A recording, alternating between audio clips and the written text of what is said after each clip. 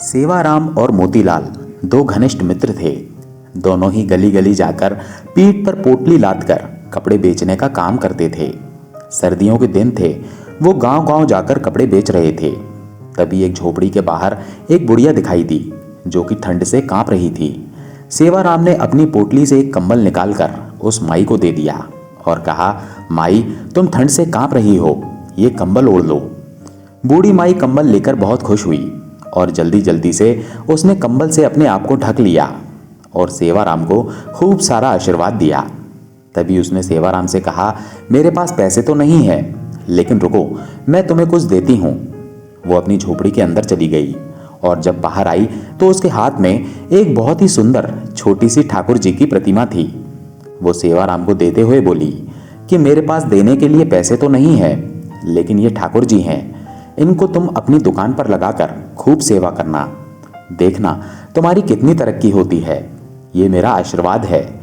तभी मोतीराम बुढ़िया के पास आकर बोला, अरे ओ माता जी, क्यों बहाने बना रही हो? अगर पैसे नहीं हैं तो कोई बात नहीं, लेकिन हमें झूठी तसल्ली मत दो। हमारे पास तो कोई दुकान नहीं है, हम इसको कहाँ लगाएंगे, इनको तुम अपने पास ही रखो। लेकिन सेवाराम, जो कि बहुत ही नेक दिल था और ठाकुर जी को मानने वाला था, वो बोला, नहीं नहीं माता जी, अगर आप इतने प्यार से कह रही हैं तो ये आप मुझे दे दो, पैसों की आप चिंता मत करो। सेवाराम ने जल्दी से अपने गले में पड़े हुए गमछे में ठाकुर जी को लपेट लिया और उनको लेकर चल पड़ा। बुढ़िया दूर तक उनको आशीर्वाद दे रही थी, हरि तुम्हारा ध्यान रखेंगे, ठाकुर जी तुम्हारा ध्यान रखेंगे। वो तब तक आशीर्वाद देती रही जब तक कि वो दोनों उसकी आंखों से ओझल ना हो गए। ठाकुर जी का ऐसा ही चमत्कार हुआ। अब धीरे धीरे दोनों की कमाई ज्यादा होने लगी। अब उन्होंने एक साइकिल खरीद ली और साइकिल पर ठाकुर जी को आगे टोकरी में रखकर और पीछे पोटली रखकर गांव गांव कपड़े बेचने लगे। अब उनकी और ज्यादा कमाई होने लगी तो उन्होंने एक दुकान किराए पर ले ली और वहां पर ठाकुर जी को बहुत ही सुंदर आसन पर विराजमान करके दुकान का मुहूर्त किया। धीरे धीरे दुकान इतनी चल पड़ी कि अब सेवाराम और मोतीलाल के पास शहर में बहुत ही बड़ी बड़ी कपड़े की दुकानें और कपड़े की मिलें हो गईं। एक दिन मोतीलाल सेवाराम को कहता है कि देखो, आज हमारे पास सब कुछ है, ये हम दोनों की मेहनत का नतीजा है। लेकिन सेवाराम बोला, नहीं नहीं, हम दोनों की मेहनत के साथ साथ ये हमारे ठाकुर जी, हमारे हरि की कृपा है। मोतीलाल बात को अनसुनी करके वापस अपने काम में लग गया। एक दिन सेवाराम की सेहत थोड़ी ढीली थी, इसलिए वो दुकान पर थोड़ी देर से आया तो मोतीलाल बोला, अरे दोस्त, आज तुम देरी से आए हो, तुम्हारे बिना तो मेरा एक पल का गुजारा नहीं, तुम मेरा साथ कभी ना छोड़ना।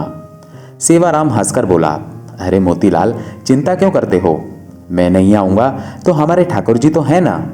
ये कहकर सेवाराम अपने काम में लग गया। पहले दोनों का घर दुकान के पास ही होता था, लेकिन अब दोनों ने अपना घर दुकान से काफी दूर ले लिया था। अब दोनों ही महल नुमा घर में रहने लगे थे। दोनों ने अपने बच्चों को खूब पढ़ाया लिखाया। सेवाराम के 2 लड़के थे और उसने दोनों की शादी कर दी थी और मोतीलाल के एक लड़का और एक लड़की थी। मोतीलाल ने अभी एक लड़के की शादी की थी, अभी उसे अपनी लड़की की शादी करनी थी। सेहत ढीली होने के कारण सेवाराम अब दुकान पर थोड़े विलंब से आने लगा था। एक दिन वो मोतीलाल से बोला, अब मेरी सेहत ठीक नहीं रहती, क्या मैं थोड़ी देर से आ सकता हूँ? तो मोतीलाल ने कहा, हाँ भैया, तुम थोड़ी देर से आ जाओ, लेकिन आया जरूर करो, मेरा तुम्हारे बिना दिल नहीं लगता। फिर अचानक एक दिन सेवाराम 12 बजे के करीब दुकान पर आया, लेकिन आज उसके चेहरे पर अजीब सी चमक थी, चाल में एक अजीब सी मस्ती थी, चेहरे पर अजीब सी मुस्कान थी। वो आकर गद्दी पर बैठ गया तो मोतीलाल ने कहा, भैया, आज तो तुम्हारी सेहत ठीक लग रही है। तो सेवाराम ने कहा, भैया ठीक तो नहीं हूँ, लेकिन आज से मैं 12 बजे आया करूँगा और 5 बजे चला जाया करूँगा, मैं तो केवल इतना ही दुकान पर बैठ सकता हूँ। तो मोतीलाल ने कहा, कोई बात नहीं, जैसी तुम्हारी इच्छा। अब तो सेवाराम रोज 12 बजे आता और 5 बजे चला जाता, लेकिन उसकी शक्ल देखकर ऐसा नहीं लगता था कि वो कभी बीमार भी है। लेकिन मोतीलाल को अपने दोस्त पर पूरा विश्वास था कि वो झूठ नहीं बोल सकता और मेहनत करने से वो कभी पीछे नहीं हट सकता। एक दिन मोतीलाल की बेटी की शादी तय हुई तो वो शादी का निमंत्रण देने के लिए सेवाराम के घर गया। घर जाकर उसको उसके बेटा, बहू, सेवाराम की पत्नी सब नजर आ रहे थे, लेकिन सेवाराम नजर नहीं आ रहा था। तो उसने सेवाराम की पत्नी से कहा, भाभी जी, सेवाराम नजर नहीं आ रहा। तो उसकी पत्नी एकदम से हैरान होते हुए बोली, ये आप क्या कह रहे हैं? तभी वहां उसके बेटे भी आ गए और कहने लगे, काका जी, आप कैसी बातें कर रहे हो? हमारे साथ कैसा मजाक कर रहे हो?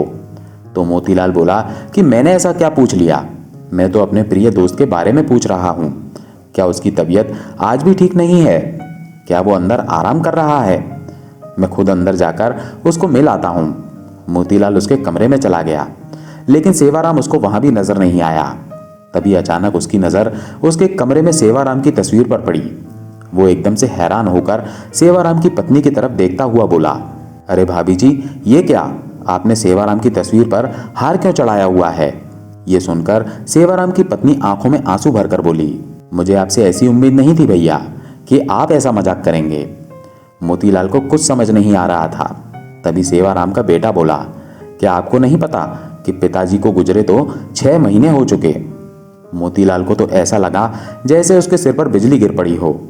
वो एकदम से थोड़ा लड़खड़ाता हुआ पीछे की तरफ हटा और बोला, ऐसा कैसे हो सकता है? वो तो हर रोज दुकान पर आता है। बीमार होने के कारण थोड़ा विलंब से आता है। वो 12 बजे आता है और 5 बजे चला जाता है। तो उसकी पत्नी बोली, ऐसा कैसे हो सकता है कि आपको पता ना हो? आप ही तो हर महीने उनके हिस्से के मुनाफे के पैसे हमारे घर देने आते हो। 6 महीने से तो आप हमें दुगना मुनाफा देकर जा रहे हो। मोतीलाल का तो अब सिर चकरा गया। उसने कहा, मैं तो कभी यहाँ आया ही नहीं। 6 महीने हो गए, ये क्या मामला है? तभी उसको सेवाराम की कही बात याद आई, मैं नहीं रहूंगा तो मेरे हरि है ना, मेरे ठाकुर जी है ना, वो आएंगे। मोतीलाल को जब ये बातें याद आईं तो वो जोर जोर से रोने लगा और कहने लगा, हे ठाकुर जी, हे हरि, आप अपने भक्तों के शब्दों का कितना मान रखते हो। अपने विश्राम के समय मंदिर के पट 12 बजे बंद होते हैं और 5 बजे खुलते हैं, और आप अपने भक्तों के शब्दों का मान रखने के लिए कि मेरे हरि आएंगे, मेरे ठाकुर जी आएंगे, तो आप अपने आराम के समय मेरी दुकान पर आकर अपने भक्त का काम करते थे। इतना कहकर वो फूट फूट कर रोने लगा और कहने लगा, ठाकुर जी, आपकी लीला अपरंपार है। मैं ही सारी जिंदगी नोट गिनने में लगा रहा। असली भक्त तो सेवाराम था, जो आपका प्रिय था, और आपने उसको अपने पास बुला लिया और उसके शब्दों का मान रखने के लिए आप उसका काम खुद स्वयं कर रहे थे और उसके हिस्से का मुनाफा भी उसके घर मेरे रूप में पहुंचा रहे थे। इतना कहकर वो भागा भागा दुकान की तरफ गया और वहां जाकर जहां पर ठाकुर जी जिस गद्दी पर आकर बैठते थे, जहां पर अपने चरण रखते थे, वहां पर जाकर गद्दी को अपनी आंखों से मुंह से चूमता हुआ चरणों में लौटता हुआ जोर जोर से रोने लगा और ठाकुर जी की जय जयकार करने लगा। ठाकुर जी तो हमारे ऐसे हैं। सेवाराम को उन पर विश्वास था कि मैं ना रहूंगा तो मेरे ठाकुर जी मेरा काम संभालेंगे। विश्वास से तो बेड़ा पार है, इसलिए हमें हर काम उस पर विश्वास रखकर अपनी डोर उस पर छोड़ देनी चाहिए। जिनको उन पर पूर्ण विश्वास है वो उनकी डोरी कभी भी अपने हाथों से नहीं छूटने देते। जय हो ठाकुर जी आपकी। भक्त वत्सल भगवान की जय हो।